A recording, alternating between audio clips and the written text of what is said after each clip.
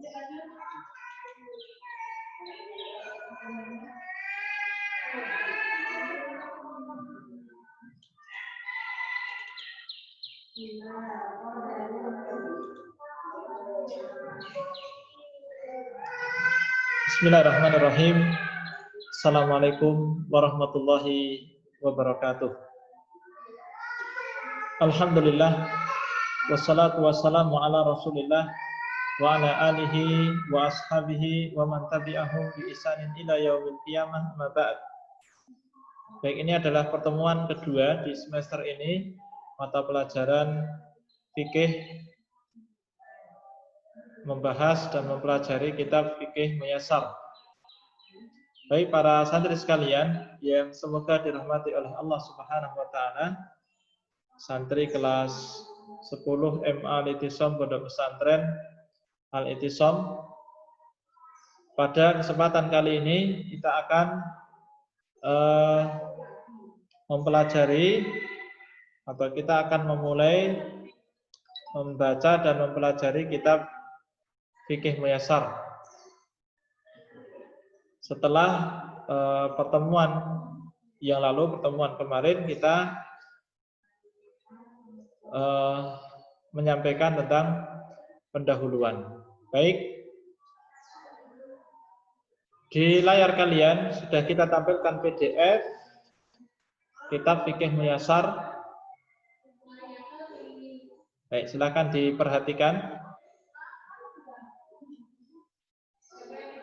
Baik, pembahasan yang pertama yang akan kita bahas, awalan kitabut thaharah. Yang pertama, kitabut thaharah, kitab tentang thaharah. Ya, kitab. Nah, itu dari kata kataba yaktubu kitaban. Kataba bimakna jamaah. Kataba yang artinya jamaah, mengumpulkan. Berarti kitab adalah kumpulan. Kumpulan pembahasan tentang thaharah. Ya, kumpulan pembahasan tentang bersuci. Baik. Wa yastamilu ala asyrati abwabin. Dan ini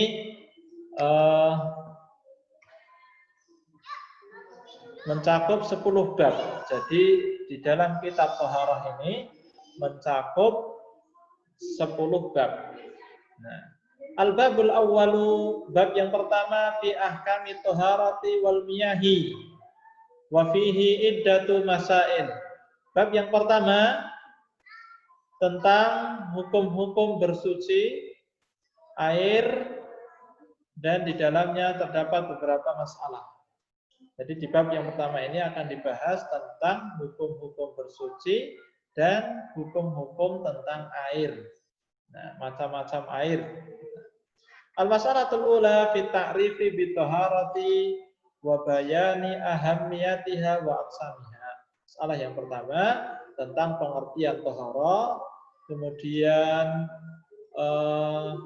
menjelaskan pentingnya thaharah dan macam-macam thaharah. Ahammiyatut taharati wa aqsamuha, pentingnya taharah dan macam-macamnya. At-taharatu hiya miftahus salati wa akadu syurutiha. Taharah, bersuci itu adalah kuncinya salat. Jadi bersuci itu adalah kuncinya salat. Artinya kita tidak bisa membuka salat itu kecuali dengan apa? Kecuali dengan taharah. Kecuali dengan bersuci. Sehingga tanpa taharah kita tidak bisa memulai sholat. Nah, kita tidak bisa membuka sholat. Wa akadu syurutiha, dan termasuk syarat-syarat sholat yang paling akad, yang paling kuat, yang paling sangat ditekankan. Wa syartu la budda an yataqaddama 'alal masrut, dan syarat itu harus lebih dulu daripada masrutnya, daripada yang disyaratkan. Jadi taharah itu harus lebih dulu daripada sholat. Baik. Wa taharatu ala qismaini. Dan taharah itu terbagi menjadi dua. Al-qismul awwalu taharatun ma'nawiyatun. Yang pertama adalah taharah maknawiyah. Ya, taharah maknawiyah. Apa itu taharah maknawiyah? Wahiyya taharatul qalbi minasyirki wal ma'asi wa kullu ma rana alaihi. Yaitu kesucian hati dari kesyirikan, kemaksiatan, dan segala sesuatu yang menodainya. Nah, wahia ahamu min taharatil badan, dan ini lebih penting daripada kesucian badan. Wala yumkinu an tatahaqqaqa taharatul badani ma'a wujudi najasis syirki, dan tidak mungkin kesucian badan itu didapatkan, terrealisasikan ya jika masih ada najisnya kesyirikan, ya. Jika masih ada najisnya kesyirikan. Artinya apa? Ketika badan seseorang itu atau seseorang itu tidak akan bisa bersih badannya, ya, jika masih ada najis kesyirikan di dalam tubuhnya tersebut. Kama qala ta'ala innamal musyrikuna najasun. Sebagaimana Allah berfirman, sesungguhnya orang-orang musyrik itu najis. Baik, ini macam yang pertama, yaitu taharatun maknawiyatun. Taharah maknawi. Adapun yang kedua, al-qismu tsani at-taharatul hissiyah. Yang kedua adalah taharah hissiyah.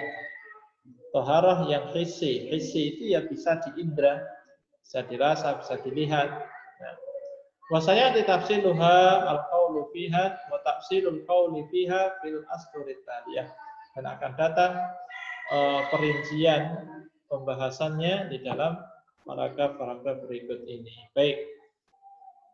Jadi taharah itu ada dua macam. Yang pertama adalah taharah maknawi, yaitu taharah kesucian hati dari kesyirikan dan kemaksiatan serta yang mengotorinya. Dan yang kedua adalah taharah hissiyah. Nah, dan ini yang akan dibahas di pembahasan ini, taharah secara hissi. Baik, yang kedua, ta'rifuha, definisi taharah. Yang kedua adalah definisi taharah. Wa hiya fil lughati an-nadhafatu wan nazahatu minal aqdari. Penjelasannya atau pengertiannya secara bahasa, an-nadhafah wan nazahah minal aqdar. Jadi taharah itu secara bahasa an-nadhafah, kebersihan. An-nadhafah dari kata nadhafa yang difu, bersih. An-nadhafatu berarti kebersihan. Wan nazahatu minal aqdar, dan kesucian dari kotoran, dan kesucian dari kotoran. Jadi taharah itu suci, bersih, suci dari kotoran. Wa fil istilah, adapun secara istilah, ya, adapun secara istilah, raf'ul hadathi wa zawalul khabati. Nah, ini taharah secara istilah. Jadi apabila disebutkan kata taharah dalam istilah para ulama fikih, maka yang dimaksud taharah adalah raf'ul hadath wa zawalul khabat. Nah, mengangkat hadas dan menghilangkan najis. Mengangkat hadas dan menghilangkan najis. Baik, ini pengertian hadas secara pengertian taharah secara istilah.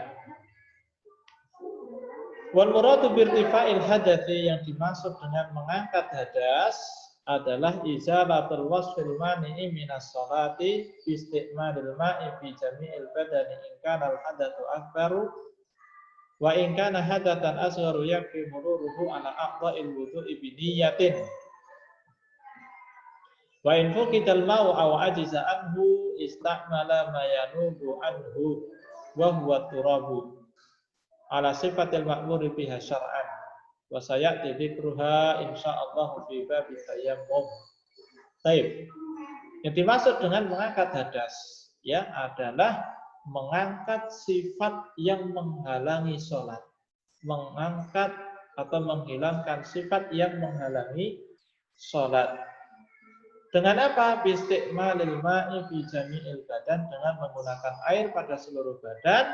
Kapan? In kana al-hadatsu akbar, jika hadasnya hadas besar.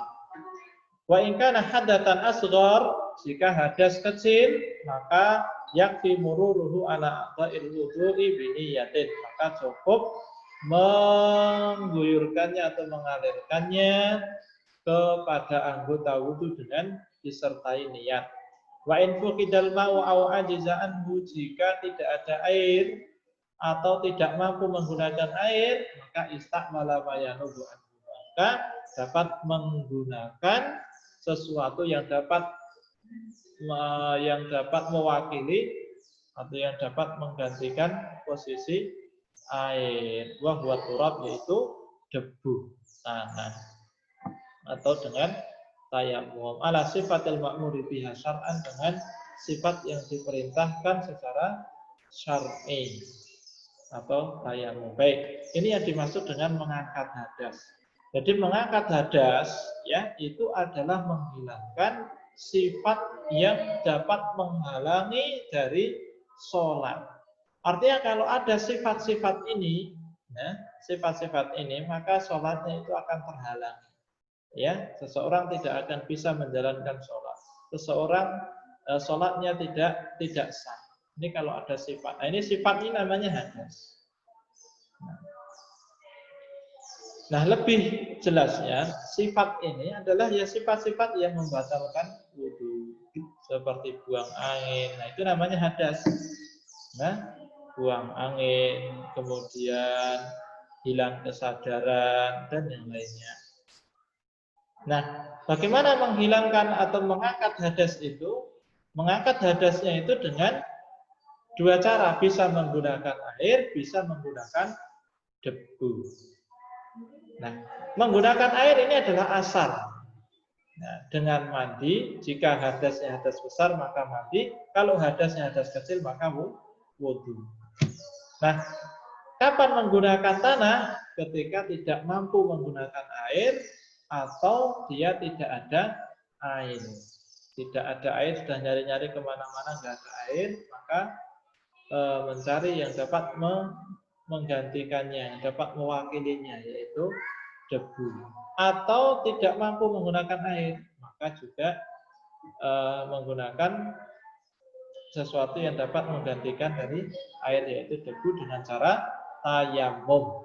Wasayati dzikru insyaallah fi bab tayamum, dan akan datang penyebutannya, penjelasannya insyaallah di bab tayamum. Ini ya, ini yang dimaksud dengan mengangkat hadas. Wal muradu bi zawalil khabath, yang dimaksud dengan menghilangkan najis, ai zawalun najasati minal badani wa thawbi wal makani, menghilangkan najis dari badan, pakaian dan tempat. Menghilangkan najis dari badan, pakaian dan tempat. Tempat untuk sholat. Baik. Kemudian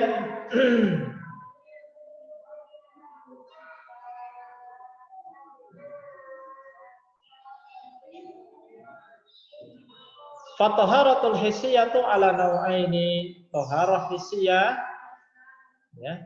Oleh karena itu taharah hissiyah, taharah yang hissi itu terbagi menjadi dua macam. Ya, terbagi menjadi dua macam.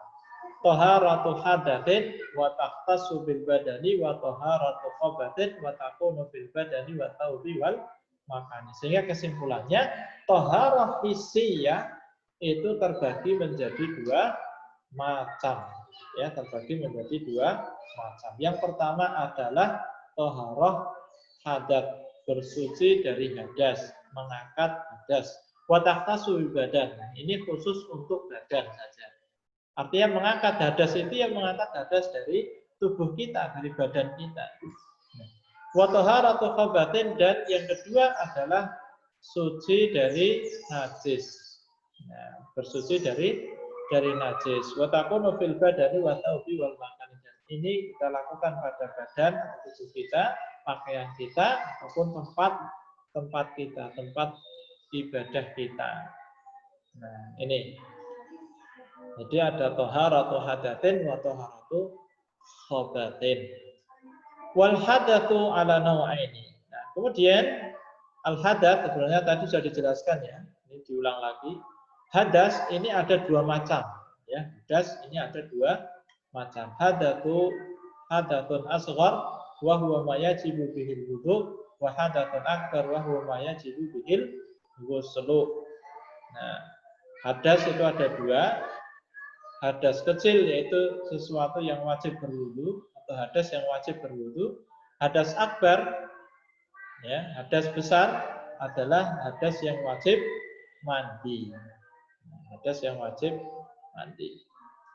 Wal khabatu ala salatati anwa. Adapun khabat najis itu terbagi menjadi tiga. Ya, najis dari sisi cara membersihkannya itu terbagi menjadi tiga. Khabatun yajibu ghusluhu, ya, ada najis yang wajib dibasuh, wajib dicuci. Wa khabatun yajibu nadfuhu, yang kedua ada najis yang wajib untuk dipercikkan. Yang wajib dicuci ya seperti air kencing, darah haid, ya, kotoran manusia, ya, dan yang lainnya, ya, darah najis. Wa khabatun yajibu nadfuhu, namun ada najis yang cukup dipercikkan saja. Ya, seperti air mandi atau wadi atau air kencingnya bayi laki-laki yang belum makan makanan selain ASI, ini cukup diperciki air. Wa khabatun yajibu masmuhu, yang ketiga adalah najis yang wajib untuk diusap, artinya cukup diusapkan saja. Ya, misalnya sandal yang terkena najis maka cukup diusapkan ke tanah. Baik, ini berkenaan dengan definisi dari toharah. Jadi toharah itu kesimpulannya secara istilah adalah mengangkat hadas dan menghilangkan khobat. Nah, hadas itu ada dua, hadas asghar yaitu yang wajib berwudu, hadas akbar, hadas besar yaitu yang wajib mandi. Baik, adapun najis. Nah,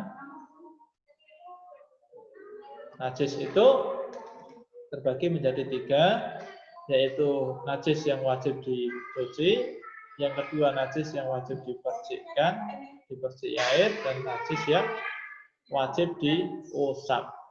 Baik. Kemudian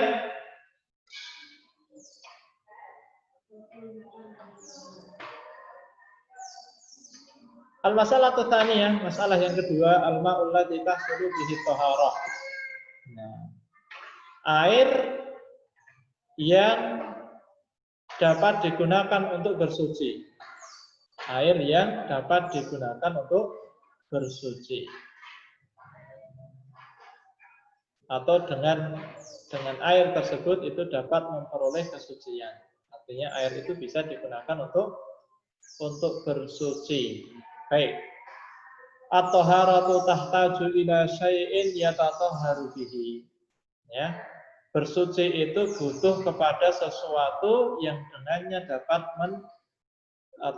mensucikan.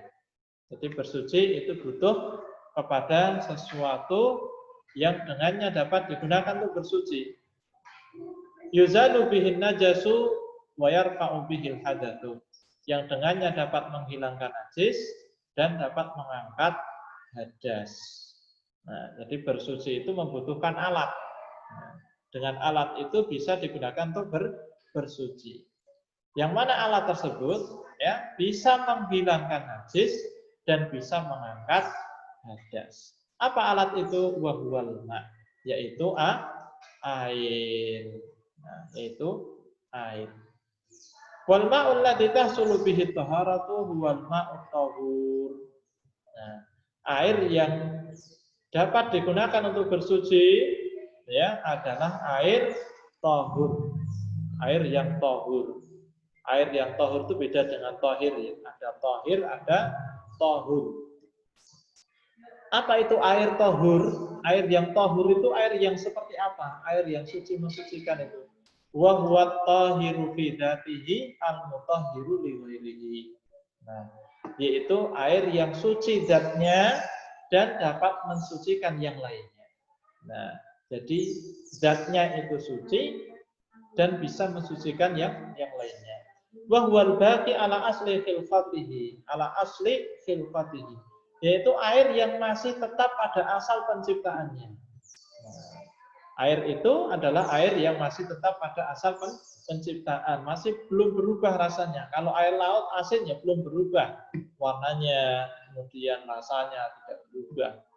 Nah, ai ala sifatihi allati khuliqa 'alaiha sawa'un kana nazilan minas sama' al-matari wa dhubi at-taluji wal baradi aw jariyan fil ardi kama il anhari wal uyuni wal abari wal bihari.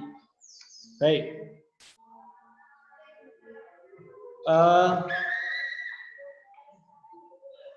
Ai ala sifatihi, yaitu tetap di atas sifatnya yang diciptakan di atasnya. Ya, air itu ya sesuai dengan asal penciptaannya, sesuai dengan sifat di mana air itu diciptakan. Sawa'un kana nazilan minas sama, baik air itu turun dari langit. Nah, seperti apa yang turun dari langit itu? Kal matori, seperti air hujan, wadubi ataluji, seperti air salju, wal barati, seperti air es. Aujarian fil ardi, atau air yang mengalir di muka bumi, kama il anhar, seperti air air sungai, ya, wal uyun, mata air, wal abar, ya, air sumur, ya, wal bihar, atau air laut. Nah, ini contoh air yang masih tetap pada asal penciptaannya, atau air ini suci zatnya dan mensucikan yang lainnya. Maka air yang seperti inilah yang bisa digunakan untuk bersuci. Nah, sehingga air yang sudah berubah sifatnya, ya sudah berubah sifatnya dari asal penciptaannya, maka air itu sudah tidak bisa digunakan untuk bersuci. Baik, ini dasar-dasarnya ya, dalil-dalilnya. Kemudian disebutkan dalil-dalilnya ini. Biqaulihi ta'ala, sebagaimana Allah berfirman, wa yunazzilu 'alaikum minas sama'i ma'an liyutahhirakum bih. Ya. Dan dia Allah Subhanahu wa taala menurunkan kepada kalian dari langit air yang dengannya untuk mensucikan kalian. Wa liqaulihi ta'ala, dan Allah berfirman, anzalna minas sama'i ma'an tahura. Ya, dan Allah berfirman, kami telah menurunkan dari langit air yang tahur, air yang suci mensucikan, yaitu air hujan. Wa liqauli Nabi sallallahu alaihi wasallam, Allahumma ighsilni min khataayaya bil ma'i wa thalji wal barad. Ya. Ini di dalam doa istiftah ya. Ya Allah, bersihkanlah atau cucilah aku dari kesalahanku dengan air, salju dan es. Walikauli sallallahu, dan juga berdasarkan sabda Nabi sallallahu alaihi bahri, tentang air laut, huwa tahuru ma'uhu al-hillu maitatuhu. Air laut itu suci airnya, halal bangkainya. Baik, wala tahsulu taharatu bima ya'in ghairil ma'i. Nah, setelah itu akan dijelaskan tentang hukum bagaimana bersuci menggunakan cairan selain air. Boleh tidak? Wala tahsulu taharatu, dan tidak diperoleh kesucian itu bima'iin ghairil ma', dengan cairan yang bukan air. Ya, dengan cairan yang bukan air, seperti kalkol, seperti cuka. Nah, dengan menggunakan cuka, wudu dengan cuka nggak sah berarti wudunya. Wal benzin, dengan bensin, pertalite, pertamax, per premium, nah, nggak sah, karena itu cairan bukan air. Wal asir, perasan, nah, perasan apa ya, misalnya jus, wal limon, wa masabahu dzalik, dan yang semisalnya, yang serupa dengannya. Cairan apapun itu tidak diperkenankan, tidak bisa digunakan untuk bersuci. Liqauli ta'ala fa in lam tajidu ma'an fatayammamu sa'idan thayyiban. Jika tidak mendapatkan air, maka tayamumlah dengan debu yang suci. Nah, ini perpindahan dari air ke debu yang suci, bukan andaikan itu boleh ya digunakan untuk bersuci, maka tentu ya maka berwudulah atau bersucilah dengan ma'ik. Nah, tapi ayatnya tidak. Fatayammamu sa'idan thayyiban. Kalau kamu tidak ada air, langsung pindah ke debu. Baik. Demikian para santri sekalian, mudah-mudahan bisa dipahami. Jadi kesimpulannya, masalah yang kedua ini, air yang bisa digunakan untuk bersuci adalah air yang suci mensucikan. Air yang suci mensucikan itu bagaimana? Itu air yang suci zatnya mensucikan yang lainnya. Air yang masih pada asal penciptaannya. Baik. Demikian yang bisa kami sampaikan, mudah-mudahan bisa dipahami menjadi ilmu yang diberkahi oleh Allah Subhanahu wa taala. Baik, kita akhiri dengan doa kafaratul majelis. Subhanakallahumma rabbana wa bihamdik asyhadu an la ilaha illa anta astaghfiruka wa atubu ilaik. Wassalamualaikum warahmatullahi wabarakatuh.